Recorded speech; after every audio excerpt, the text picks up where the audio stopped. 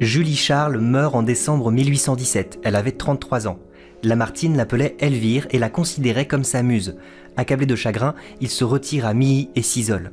C'est là qu'il écrit ce poème. La nature est toujours le support de la méditation poétique, mais c'est une nature transformée par la mélancolie, qui représente de façon symbolique les émotions du poète. Le jeune homme est frappé par l'inconsistance du monde, et il cherche à se raccrocher à quelque chose de tangible, d'éternel. Ce poème, marqué par la mélancolie et par l'espoir d'une vie après la mort, constitue une méditation particulièrement spirituelle.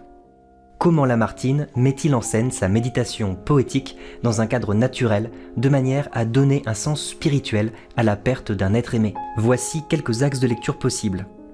Une subjectivité assumée, le lyrisme lamartinien, une réflexion angoissée sur le passage du temps, la poésie comme méditation philosophique et spirituelle, la mélancolie et l'exil, la mort présente dans toutes les perceptions, et l'espoir d'une vie après la mort.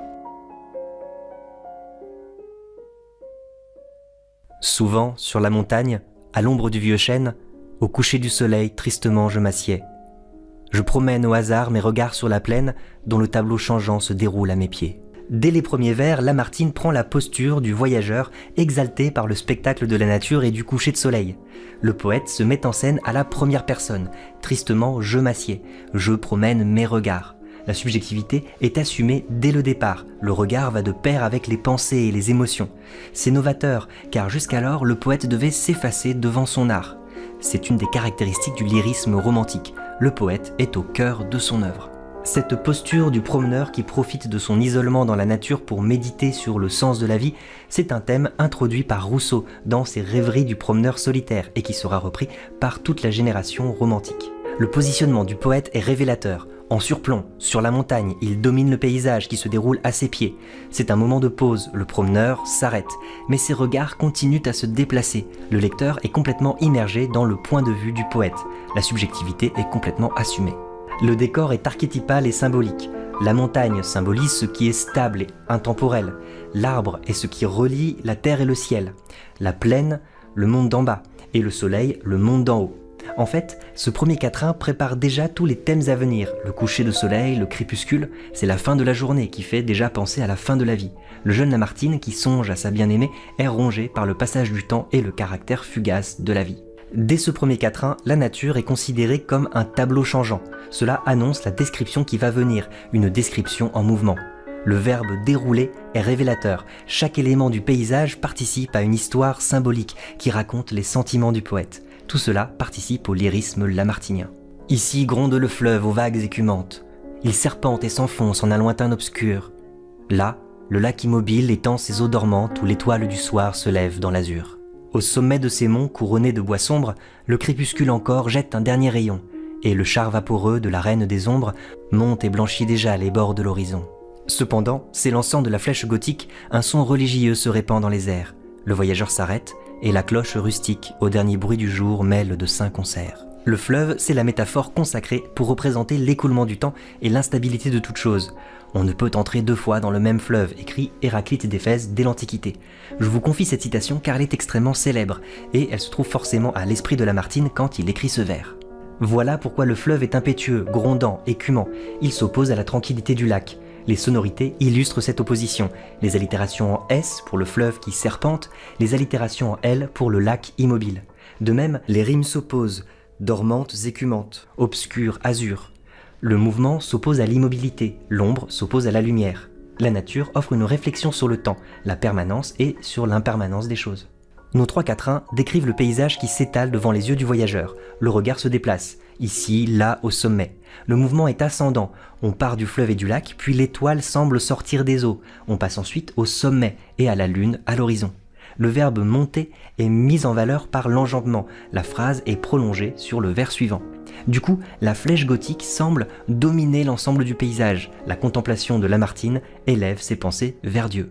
Dans ce quatrième quatrain, le paysage visuel est remplacé par les sensations auditives, avec la cloche qui sonne les vêpres. La rime est signifiante. L'air du ciel est déjà un air de musique qui entre en écho avec le mot « concert ». Pour Lamartine, la poésie, comme la méditation, sont des activités spirituelles qui rapprochent de Dieu. On peut penser à l'influence de Chateaubriand, qui vient de publier « Le génie du christianisme ». L'architecte chrétien, non content de bâtir des forêts, a voulu en conserver les murmures, et tandis que d'énormes airains se balancent avec fracas sur votre tête, les souterrains voûtés de la mort se taisent profondément sous vos pieds.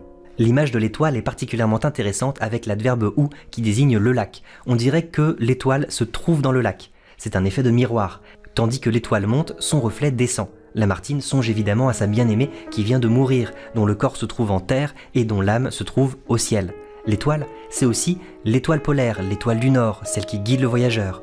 Tout indique que Lamartine songe déjà à suivre sa bien-aimée dans le tombeau. Le passage du temps fait sans cesse allusion à la mort. Le crépuscule jette ses derniers rayons. La lune est désignée par une allégorie très imagée, la reine des ombres. La lumière du jour est donc remplacée par une lumière blanche. Lamartine construit progressivement une atmosphère en accord avec son humeur mélancolique. C'est bien le poète qui projette sa subjectivité sur le paysage qui l'entoure. Mais à ces doux tableaux, mon âme, indifférente, n'éprouve devant eux ni charme ni transport. Je contemple la terre ainsi qu'une âme errante, le soleil des vivants n'échauffe plus les morts. De colline, en vain, portant ma vue, du sud à l'Aquilon, de l'aurore au couchant, je parcours tous les points de l'immense étendue et je dis « Nulle part le bonheur ne m'attend ». Que me font ces vallons, ces palais, ces chaumières, vains objets dont pour moi le charme est envolé? Fleuves, rochers, forêts, solitude si chère, un seul être vous manque et tout est dépeuplé. Ce passage commence par un lien logique d'opposition, mais qui vient contredire tout l'aspect exaltant du décor décrit jusqu'ici. Quelle que soit la beauté de la nature, la mélancolie du poète est désormais la plus forte. Les négations sont nombreuses, ni charme ni transport, le soleil n'échauffe plus, nulle part le bonheur ne m'attend. Les lieux sont énumérés et montrés pour être mieux reniés, de colline en colline, ces vallons, ces forêts, ces palais, ces chaumières. Il inclut ainsi les demeures les plus riches et les plus modestes, dans un souci d'exhaustivité. Tous les points cardinaux sont cités, le sud, l'Aquilon, c'est-à-dire le nord, l'aurore et le couchant, c'est-à-dire l'est et l'ouest. La mélancolie rend le poète étranger au monde, c'est le thème romantique de l'homme exilé sur terre. Lamartine oppose le monde des vivants et celui des morts. Lui-même se compare à une âme errante. Il souhaiterait être mort comme sa bien-aimée. La vie est donc devenue pour lui comparable à un enfer. La conscience de la vanité de la vie est répétée 2 fois, en vain portant ma vue, et vains objets. Cela signifie que, sans son amour, la vie n'a plus de sens. Chez Lamartine, comme chez de nombreux romantiques, l'amour a un rôle métaphysique et spirituel. Cette répétition du thème de la vanité fait référence à un passage de la Bible dans l'Ecclésiaste. Vanitas vanitatum, omnia vanitas. Vanité des vanités, tout n'est que vanité. L'obscurité a progressivement gagné du terrain. L'ombre du chêne s'est ensuite abattue sur la terre, et c'est maintenant le poète lui-même qui devient une ombre. Le paysage est donc transformé par le regard même du poète. Le soleil ne le réchauffe plus, car il ne se compte plus parmi les vivants. Ainsi, le paysage n'est que le reflet de son regard et de ses émotions. Dans ce passage, toutes les marques du lyrisme sont présentes. D'abord, la douleur personnelle, avec la première personne du singulier. Lamartine se cite lui-même au discours direct, il assume complètement sa subjectivité. La musicalité des vers, notamment avec les chuintantes qui sonnent comme des confidences dans le 7e quatrain. On trouve également une hyperbole, une figure d'exagération. La solitude elle-même est dépeuplée. Tout cela construit un lyrisme qui rend le poète particulièrement proche de son lecteur. Le dernier vers extrêmement célèbre est une sentence au présent de vérité générale. Lamartine semble s'adresser directement au lecteur, mais à travers lui, il interpelle l'humanité entière. Le titre des méditations poétiques fait référence aux méditations métaphysiques, où Descartes cherche à prouver l'existence de Dieu. La poésie est un moyen encore plus sûr d'atteindre des vérités éternelles. Le mot « dépeuplé » est choisi avec soin. La mort d'une personne chère déteint sur le monde entier. Le sentiment de la mort envahit alors toutes nos perceptions et toute chose est à nos yeux privée de vie. La mélancolie est ainsi à la fois un sentiment intemporel et une posture métaphysique, une manière de voir le monde sous l'angle du manque. Quand le tour du soleil, où commence ou s'achève, d'un œil indifférent je le suis dans son cours. En un ciel sombre ou pur qu'il se couche ou se lève, qu'importe le soleil, je n'attends rien des jours. Quand je pourrais le suivre en sa vaste carrière, mes yeux verraient partout le vide et les déserts. Je ne désire rien de tout ce qui l'éclaire, je ne demande rien à l'immense univers. Mais peut-être au-delà des bornes de sa sphère, lieux où le vrai soleil éclaire d'autres cieux, si je pouvais laisser ma dépouille à la terre, ce que j'ai tant rêvé paraîtrait à mes yeux. Dans ces 3 strophes, le poète cherche à atténuer la douleur, mais rien n'y fait. Il commence par les alternatives, ou le matin, ou le soir, ou le jour, ou la nuit. Si le temps n'est pas un remède contre la mélancolie, rien ne pourra le guérir. Lamartine envisage tout ce qui est possible et impossible pour échapper à sa douleur. Après le temps, l'espace. Il songe que la variété du monde pourrait faire diversion. Mais le conditionnel est ici cruel. Même s'il pouvait suivre le soleil, il ne verrait que des déserts, c'est-à-dire des étendues de sable. À cause de la conscience de la mort, le monde est changé en poussière sous son regard. C'est certainement encore ici une réminiscence de la Bible dans l'Ecclésiaste. De la poussière, tout redeviendra poussière. Mais la réponse est toujours la même. Rien. La mélancolie transforme tout en rien. Lamartine insiste sur cet écart, vaste, immense univers, tout ce qui l'éclaire, s'oppose au vide et au désert. Lamartine nous montre par exemple la signification de l'adjectif dépeuplé. Tout retombe en poussière. À travers son regard, la mort a envahi tous les recoins de la réalité. Dans ce passage, les rimes sont signifiantes. L'univers est un désert. Les rimes masculines en air, désert, univers succèdent aux rimes féminines en air, carrière, éclair, sphère, terre. Ces sonorités qui reviennent avec monotonie miment le sentiment de lassitude de la vie. Mais en plus, on entend dans ces rimes le verbe errer qui signifie aller sans but. Le poète est transformé en âme errante dans un monde dépeuplé et dans une vie qui n'a plus de sens. C'est le thème du poète exilé dans le monde parce qu'il considère qu'il appartient déjà au monde des morts. Ce poème de Lamartine est très narratif et ses 3 quatrains opèrent un basculement. Le premier soleil, qui est responsable du passage du temps, est remplacé par le vrai soleil, c'est-à-dire Dieu, qui est au contraire synonyme d'éternité. Ce que j'ai tant rêvé paraîtrait à mes yeux. Ce démonstratif mystérieux désigne la morte. Le poète a finalement trouvé la seule solution pour échapper à cette mélancolie. Il doit mourir pour rejoindre sa bien-aimée au paradis. Car dans la perspective chrétienne de Lamartine, la mort est une autre vie, un monde meilleur. Là je m'enivrerai à la source où j'aspire, là je retrouverai et l'espoir et l'amour, et ce bien idéal que toute âme désire et qui n'a pas de nom au terrestre séjour. Que ne puis-je, porté sur le char de l'aurore, vague objet de mes vœux, m'élancer jusqu'à toi? Sur la terre d'exil, pourquoi restais-je encore? Il n'est rien de commun entre la terre et moi.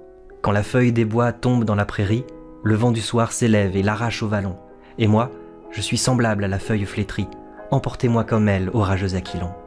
Le poète insiste sur le bonheur qu'il pourrait trouver dans la mort. Là, je m'enivrerai, là, je retrouverai. C'est une anaphore rhétorique. Le même mot est répété en tête de vers. Dans le même sens, on trouve une polysyndète. Les conjonctions de coordination sont répétées de façon inutile. Regardez. Et l'amour, et l'espoir, et ce bien, et qui n'a. De cette manière, Lamartine valorise la félicité qu'il pourrait trouver en rejoignant sa bien-aimée dans la mort. C'est aussi une mort impossible, car la religion chrétienne interdit le suicide. C'est le sens de la question rhétorique, que ne puis-je m'élancer jusqu'à toi? C'est pourquoi l'occasion de la mort ne peut se faire qu'au conditionnel. Le poète aimerait rejoindre le paradis directement depuis les sommets où il se trouve, mais il est obligé de réclamer cela comme une faveur. Emportez-moi. La vie apparaît alors au poète comme un exil, une malédiction. Lamartine fait allusion au char d'Aurore. Cette référence mythologique est très riche, car la déesse Aurore a été condamnée par Vénus à n'aimer que des mortels. Elle est donc condamnée à voir mourir tous ceux qu'elle aime. La comparaison du poète avec la feuille morte emportée par le vent a une dimension symbolique très forte. Les deux sont flétris, vidés de leur substance, séparés de ce qui les maintenait en vie. Le symbole de l'arbre, présent dès le début du poème avec le chêne, permet à Lamartine de boucler son poème sur une même image forte. L'automne, c'est un peu le crépuscule de l'année qui nous rapproche de l'hiver et donc symboliquement de la mort. En effet, l'Aquilon est un vent du nord particulièrement glacé. On retrouve de cette manière la direction indiquée par l'étoile qui se lève au tout début du poème. La première étoile qui annonce le crépuscule, c'est justement l'étoile polaire, celle qui indique le nord. Lamartine développe une manière d'écrire nouvelle qui explique le succès fulgurant de ce recueil en ce début de XIXe siècle. Le poète assume sa subjectivité et projette ses émotions sur le paysage qui l'entoure. Ces images crépusculaires offrent une réflexion angoissée sur le passage du temps et sur la mort. La poésie apparaît comme le vecteur d'une méditation profonde sur le passage du temps et sur la mort. Le jeune poète se sent exilé dans un monde dépeuplé qui n'a plus rien à lui offrir, au point que la conscience de la mort va contaminer toutes ses perceptions. Finalement, il ne trouve de repos que dans l'idée d'une vie possible après la mort et dans l'espoir d'y rejoindre sa bien-aimée.